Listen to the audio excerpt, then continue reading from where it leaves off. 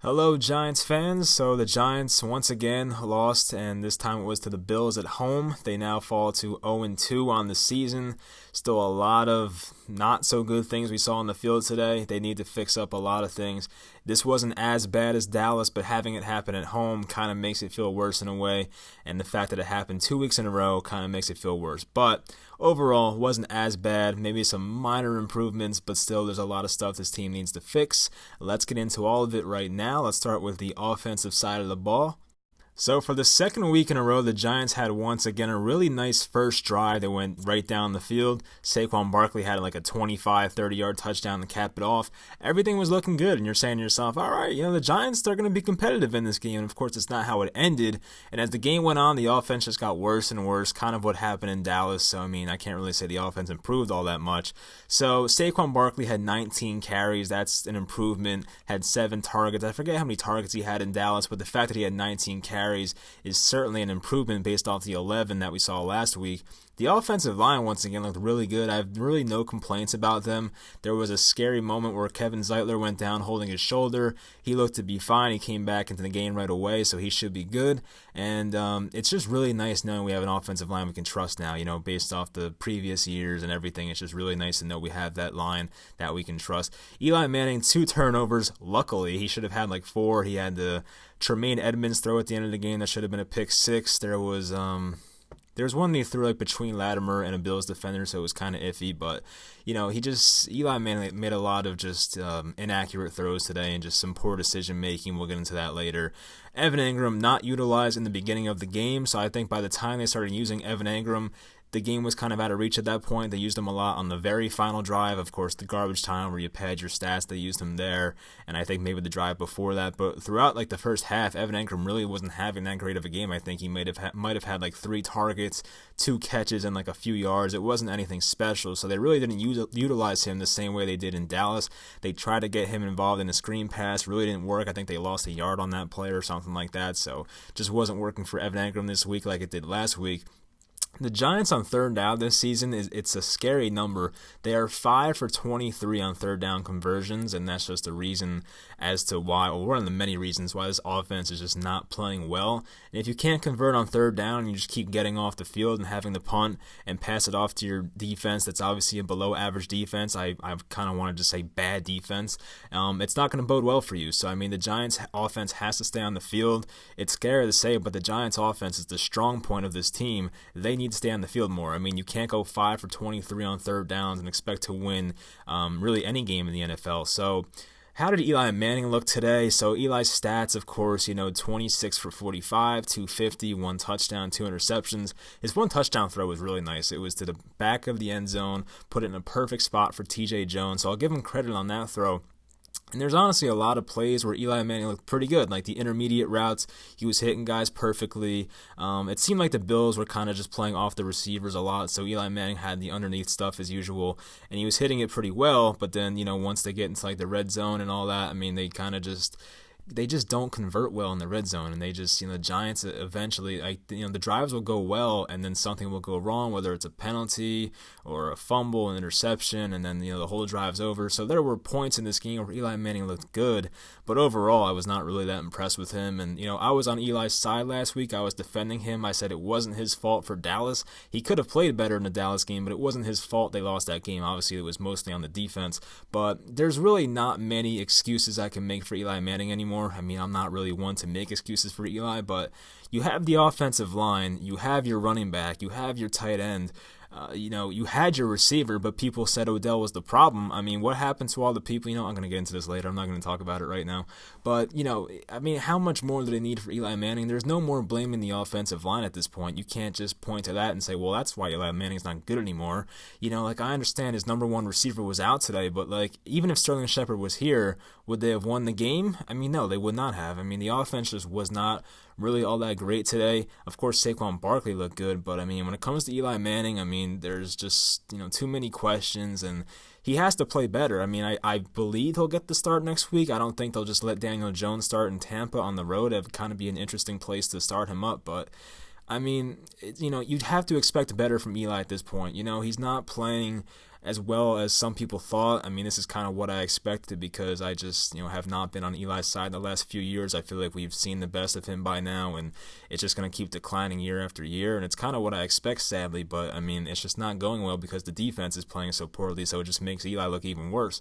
But, that's pretty much what I have to say for the offense. It was just, a lot of the same stuff.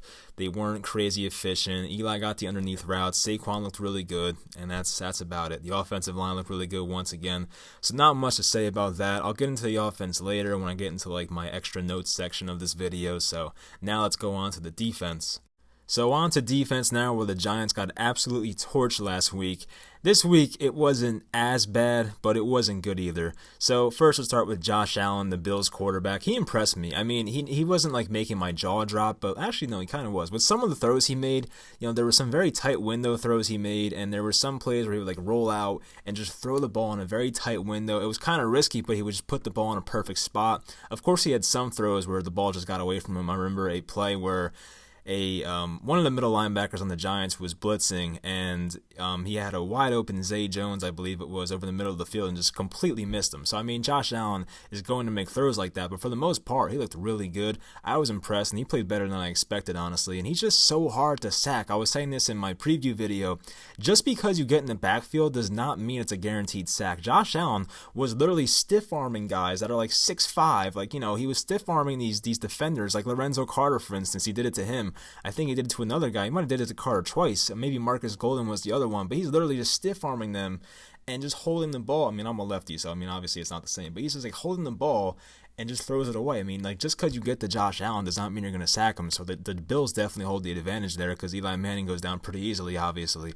Once again, too many receivers open downfield, just running freely. We saw a play with Cole Beasley where he was running down wide open. There was a play with I don't know if his name's Isaiah McKenzie. His last name's McKenzie. He was wide open at one point as well. So there's just too many instances with this defense where the guys are just running freely, and I'll try to go over that in the breakdown video, which will come out on Tuesday probably, so stay tuned for that if you want to watch.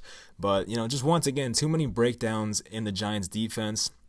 It was a little better, but it still wasn't great. I mean, there has to be some improvements with the secondary, and we didn't see too much of it today, honestly. I wasn't impressed with a lot of guys. Jabril Peppers and DeAndre Baker need to shed their blocks. There was 2 instances where the Bills ran the ball to the left on 2 touchdown plays, and one was a tight end and one was a guard or a tackle. And I understand the guard or a tackle, but on the tight end, which I think was on, I think that was on Jabril Peppers, the one with the tight end, went out and blocked him for 10 or 15 straight yards, and Jabril Peppers was unable to shed the block at all. You can't have that from your safety. I mean, if you're a safety, you're the last line of defense in most cases, and that was the instance in that play with, I think, Devin Singletary.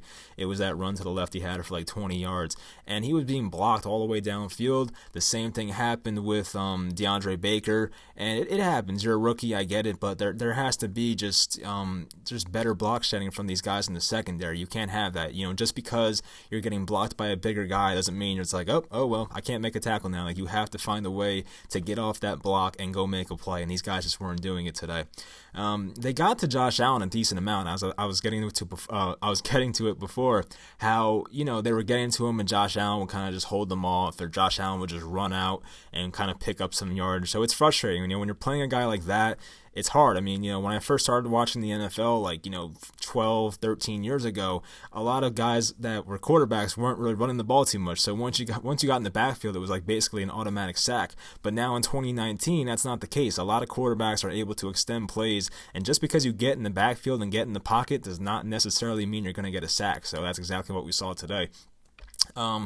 There was a third quarter fumble that was blown dead for the Giants. They sacked Josh Allen. He rolled around on top of somebody, fumbled the ball, but for some reason the refs blew the play dead. The score was 21-7 at that point. They were around midfield, so the Giants could have had the ball in a 21-7 game in the beginning of the third quarter going into Bills territory. That would have been nice. I mean, I'm not saying they would have won because of that, but I think it was a little premature by the refs to blow the whistle there, so I wish they kind of kept that play alive.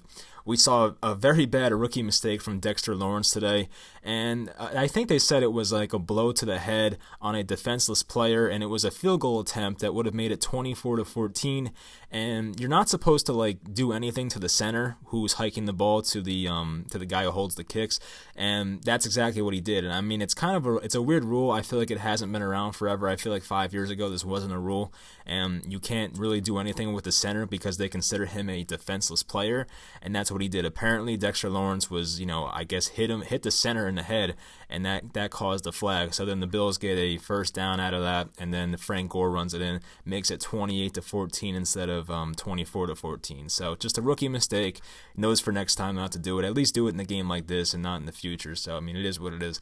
Tae Davis and Antonio Hamilton, guys who started last game, no defensive snaps, and that's a good thing. I'm not mad at that. The thing that pissed me off about the Giants so much, and this was under the previous regime, is that they wouldn't make corrections. Like, the one thing I'll give Dave Gettleman credit for, and someone pointed it out in the comments last video, so nice job whoever pointed that out, is that Dave Gettleman will admit to his mistakes. Now, Dave Gettleman's a guy that has a lot of pride. He likes to talk about his resume and thinks he's all that because he's, made the playoffs a lot and I think won a couple Super Bowls and whatnot. But he cut Patrick Omameh last year after signing him to a pretty big contract. I think it was a 3-year, $15 million deal. And they cut him in like week 8, 9, 10, whenever it was. And he's not going to keep trotting out the same crappy players. They benched Eric Flowers week 3 last year. And under Jerry Reese, they kept trotting Eric Flowers out week after week after week, and we just knew by now, like, hey, this guy is not a good left tackle. Why is he still in here? At least Dave Gettleman makes those corrections. He makes those moves. I don't like Gettleman, you guys know that, and it is what it is, but at least he makes those changes. I respect him for that. I like when a GM can make a mistake and say, hey, I messed up, and they change it. You may not put someone who's quote-unquote better in, but at least it's not the same crap week after week after week. And I get it with rookies. I'm not gonna come out here and say, oh, you have to bench DeAndre Baker because he hasn't played well the first 2 weeks. Like, no, not at all. But when you've seen it from Eric Flowers, who was in like year 3 or 4 at that point, you can't keep doing the same crap year after year. You know what I mean? Like, enough. So I like how he does that, and I'm definitely on his side for that. If a player is not playing up to his standards and just not playing well week after week after week, and unless he's a rookie, you have to move on. And I completely understand that. I like that, and I like those moves by Gettleman.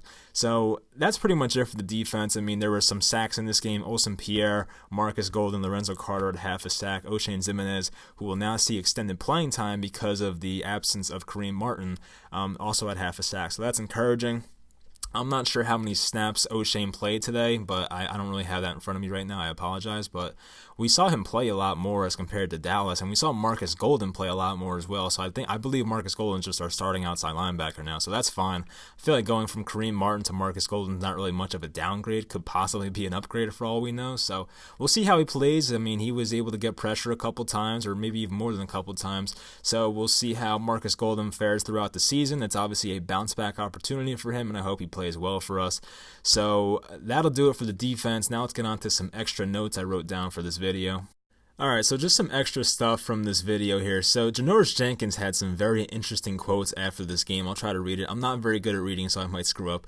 He went on to say, when you have time and you ain't getting no pressure, I can't cover nobody for 10 seconds. Who can cover somebody for 10 seconds? Go look at the first 5 seconds of the route. He's not open. If you scramble and there ain't no pressure getting there, what do you want me to do? I can't cover this side and that side. Like, come on, bro. We've got to play football around here. So basically what he's alluding to, obviously, is that there's not enough pressure being put on the quarterbacks. Janoris Jenkins, he did go on to say afterwards he wasn't taking shots at anybody, but, like, what else would this quote mean? You said it. This obviously means, like, you're pointing at the pass rushers on your team that they're not getting to the quarterback enough. And look, Janoris, I agree with you. I completely get it. I know Janoris not watching this video, but, like, I get it. I understand where you're coming from, but the Giants are trying to build a culture around here. You can't be saying stuff like that, but I get it. I understand the frustration. This guy wants to win. Janoris is now like 29, 30 years old or something, so like he wants to win. He wants a Super Bowl ring. He's not here to go 3-13 this year. He wants to win.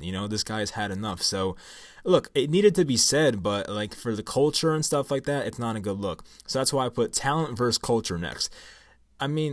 I wasn't a big fan of all the people the Giants let go. I understand Dave Gettleman did this a lot for culture reasons, and some was for talent, but like a lot for culture. Like the Giants were big on building good culture around here.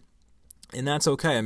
when the Giants are good, the Giants are boring. It's just plain and simple. Like when no one's talking about the Giants, that's when it seems like they're at their best. But it's not in a good way right now. Like just because you're not bringing talented players, you still have to have a good product on the field. Like just because you're bringing in all these culture guys and it's a good locker room and stuff like that, you could have the nicest guys in the NFL. If they're not performing and you're losing week after week after week in embarrassing fashion like this, it's gonna get to you. I don't care how nice or how good of a person you are. It's gonna get up. It's gonna catch up to you, and you're all gonna be pissed off and pointing fingers at each other. And that's exactly what's happening right here. And we're only in week 2. So how bad can this get? I don't know. But that's why I always say, go with the talent over the culture.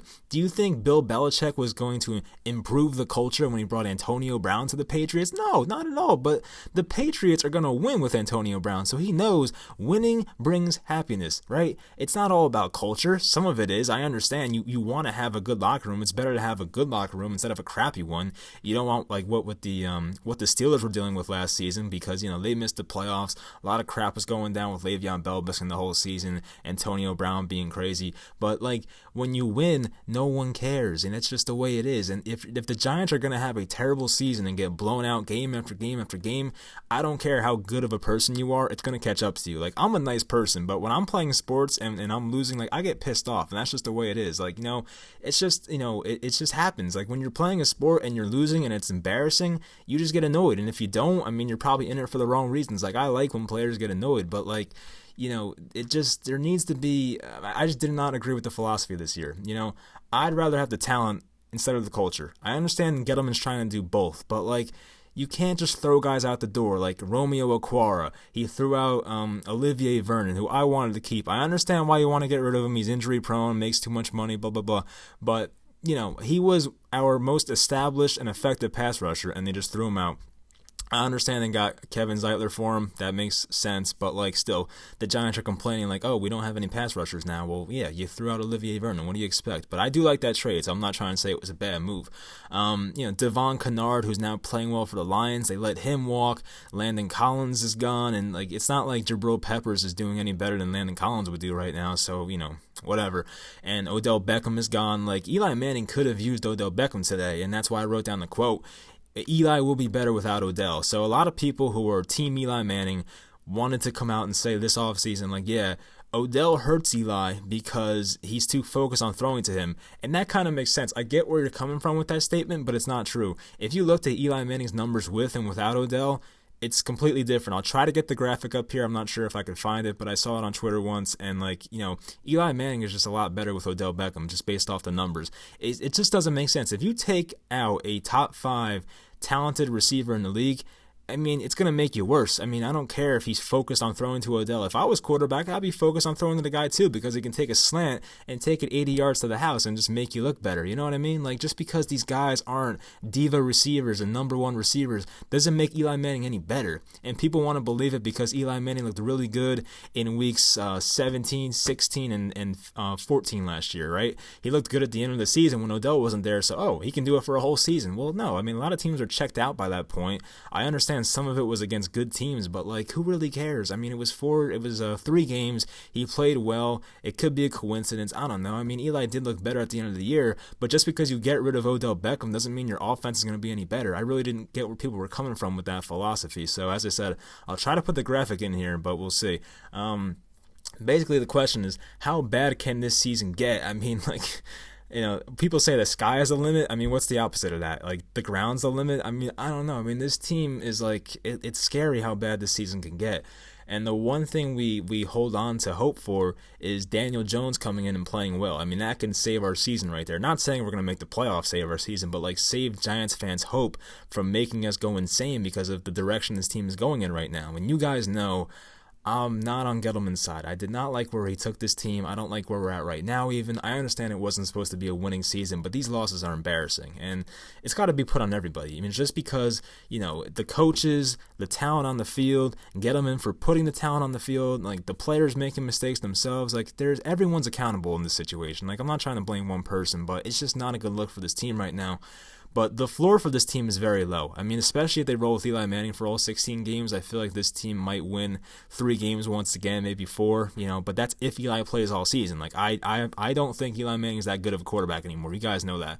But if Daniel Jones plays and he plays the way he did in the preseason, I think this team will be fine. I think they'll be around 500 as in the time he's in there. They'll be a more competitive team. And, who's to say that Eli Manning's better than Daniel Jones right now? And the argument on Twitter right now is that, you might as well play Daniel Jones because, he could do what Eli Manning is doing right now. Can Daniel Jones be any worse than Eli Manning is playing right now? I would say no. I mean, you might as well play Daniel Jones. So I don't think they make the change this week, but if they do, I could see why. I just think putting him in Tampa is a weird spot to do it. I don't know. I figured they would try to do it in a home game against an easier opponent, which is why I love the Cardinals game in Week 7, I believe, coming off the Thursday nighter to make that appearance. I think that's just the perfect spot. You don't want Daniel Jones playing the Vikings, who have a scary defense, and then you don't want him going to Foxborough to play the Patriots on a Thursday night game on a short week. You don't want that with a rookie quarterback. I'm not saying Daniel Jones can't succeed in those situations, but you just don't want that for your rookie quarterback. You want him to, have an easy first few games. And the Giants' schedule through weeks, 7 through 10 before their bye is pretty easy. They have the Cardinals, I think they have the Lions, and they have the Jets. I think the Cowboys are thrown in there as well, but that's a home game, so it is what it is. So, I mean, we'll see what happens with this season. I think, before I make any, conclusions about this season, we have to see how Daniel Jones is. If Daniel Jones comes in and he's playing terrible, this might get really out of hand. But for now, we have to hold on to hope that Daniel Jones is the answer, and I think he will be somewhat of the answer. I don't expect him to come out this season and be Rookie of the Year playing half a year, but I think he'll be good. I don't think Daniel Jones is anything great this year, but he should be good. He should be fine, and he'll keep us competitive in football games. That's all we have to care about right now. So obviously, it's not about making the playoffs at this point. It's about being competitive and making strides for next year, because as I said in a video before the season even started, I'm worried about 2020. The only thing I'm worried about right now is getting better and better each game. And we saw a tiny improvement from Week 1 to Week 2, but not enough. You know what I mean? So that's basically it. I mean, I don't have much to say about this game. I think next week we're in Tampa, as I said, probably a 1 o'clock game. So I'll make a preview video for you guys once again because you seem to like it. Of course, there's some people that are in the comments that just hate my work but continue to watch for some reason, so I really don't get it. But anyway, I'll make a preview video for that on Friday or Thursday, whenever I did it, and probably Friday. So Friday, the Bucks preview will be out. Hopefully you guys watch that, and if you made it to the end, I appreciate it. You can follow me on Twitter. It's at Mike_NYY. I'll put it in the description. If you want me to follow you back, just let me know. And that's basically it. So I'll talk to you guys next time. And thank you for watching.